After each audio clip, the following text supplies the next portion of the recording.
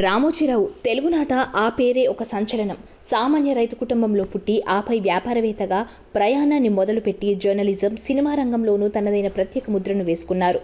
దాదాపు 4 దశాబ్దాల పాటు సినీ రంగానికి సేవలు అందించిన ఆయన కన్నుమూయడం సినీ మీడియా రంగానికి తీరని లోటని చెప్పవచ్చు. రామోజీ మరణం తర్వాత పలు ఆసక్తికరమైన విషయాలు బయటకు వస్తున్నాయి. ఈ క్రమంలోనే ఇప్పుడు రామోజీరావు ఆస్తుల గురించి చర్చలు సాగుతున్నాయి.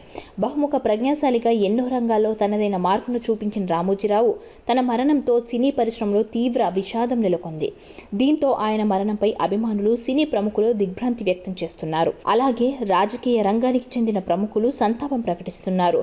పలువురు స్టార్లు, ఇతర నటీనటులు రామోజీ పార్థివ దేహానికి నివాళులు అర్పించారు. రామోజీరావు శ్రీవారికి ప్రేమలేఖ అనే చిత్రంతో నిర్మాతగా మారారు. అక్కడి నుంచి ఆయన ఎన్నో రకాల జోనర్లలో సినిమాలను నిర్మించారు. ఇలా ఇప్పటి వరకు 95 చిత్రాలను ప్రేక్షకులకు అందించారు. అందులో దేశవ్యాప్తంగా ప్రభావాన్ని చూపించిన సినిమాలు కూడా ఉన్నాయని చెప్పాలి. వ్యాపారవేత్తగా, పత్రికా అధిపతిగా, నిర్మాతగా ఎన్నో రంగాల్లో రాణిస్తూ గొప్ప వ్యక్తి అనిపించుకున్న రామోజీరావు పేరు, ప్రఖ్యాతులు బాగానే వచ్చాయి. అదే సమయంలో ఆయన ఎన్నో విలువైన ఆస్తులను సైతం కూడగట్టుకున్నారు.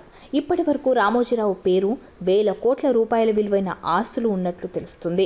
రామోజీరావు కెరీర్ మొదలుపెట్టిన కొత్తలోనే పలు ప్రాంతాల్లో ఆస్తులు కూడగట్టుకున్నారు. ఈ క్రమంలోనే హైదరాబాద్ నగర శివారు ప్రాంతంలో రామోజీ ఫిలిం సిటీ పేరుతో సినిమా స్టూడియోను నిర్మించారు. ఇది 1600 ఎకరాలకి పైగా విస్తీర్ణంలో ఉంది.